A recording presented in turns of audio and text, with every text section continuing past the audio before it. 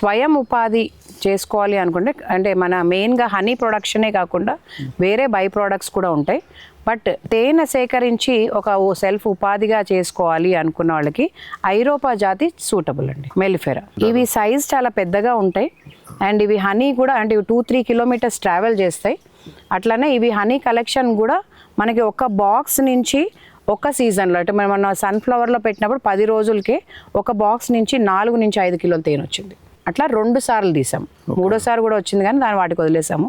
So 10 కిలోలు తేనె ఒక సీజన్లో వచ్చింది అనుకోండి.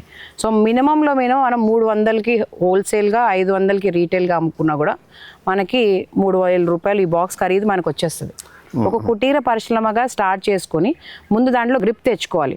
40 నుంచి 50-60 బాక్సుల వరకు ఆర్ 100 బాక్సులు కూడా మెల్లగా అలవాటు చేసుకోవాలి. ముందు 50 బాక్సులు తక్కువ పెట్టుబడితో చేసుకుని బాక్సులు పెంచుకోవడం కోసం మనం ఎక్కువ చూసుకోవాలి. ఎందుకంటే ఒక బాక్స్లో 8 ఫ్రేమ్ తోటి మేము సప్లై చేస్తాం. సో ఆ బాక్స్ తర్వాత ఒక ఎక్స్ట్రా ఫ్రేమ్ ఇస్తాం. ఒక ఫ్రేమ్ పెంచుకోవడం వల్ల 400 మనకు బెనిఫిట్.